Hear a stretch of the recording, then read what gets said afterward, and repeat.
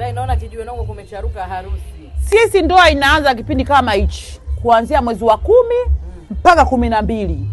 Kama hujabahatika mwezi hiyo wewe tena utegemea yatima wa ndoa. Yaani single mama wa ndoa. Maana masingo mama wa ndoa kipindi hicho ndo tuna test, je, nyota zetu ziko juu gea? Yaani kipindi hicho ndo cha ndoa. Wewe unamwona kama wanaanza kwanza wana wadodo.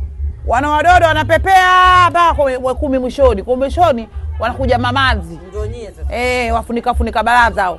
Tunapepea wanakuja kina magauni ya blue hao. Wanakuja 70. Bibi naye aje kuolewaga? Huyo aliolewa huyo. Lola na Rama. Enzi zake wewe kulikuwa na ile fashion kama nakumbuka watu wako wakiona na kwa zile nywele za umu. Nywele? Bwana kale ginashuka rasta hapa, unakumbuka zile style? Kipindi hicho kope hawana hiyo, walikuwa na gauni hapa, afu kulikuwa na gauni fries iliingia. Iko kitambaa viko vitambaa vitatu. Unapata kama ndasketi, gauni ya juu na kilemba cha juu.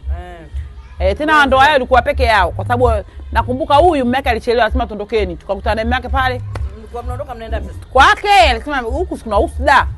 Akasema tondokeni, mume mbona haji? Akanishaolewa. Sijaelewa. Yaani baada ya kufunga ndoa mwanamume akaenda nyumbani.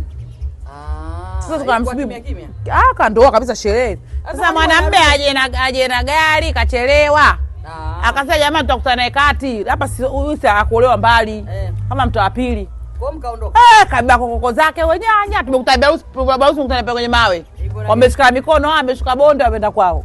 Haina gari hiyo. Na walidumu. Lakini baadaye akaacha. Fitna, huyu Fitna katika mtaa huu, huyu ndio mume wake wa kwanza kumiliki duka la 500. Kwa hiyo sasa ikawaje? Ikawaje kalonga karudi nyumbani. Kapunzika tena. Mungu mengi sema mume wake naye alikuwa mkorofi. Pamoja na ukofi lakini alikuwa anajali familia. Sisi mtaa huu tulijua kula biriani kwake huyu. Kweli? Biriani wa kuku 2 wa kienyeji. Tulimla kwa huyu kwake huyu.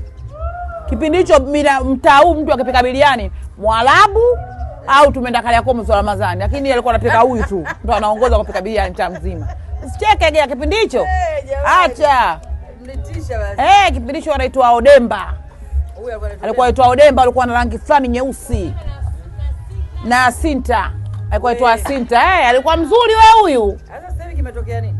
Kavurugwa na maisha na wanadamu. Odemba kaitupa, sasa hivi anapaka kidogo vipako kwa mbali. Namuona sasa anapaka vipako. Alikuwa na rangi yake moja mwenye nzuri, rangi kama ya kutereza. Acha.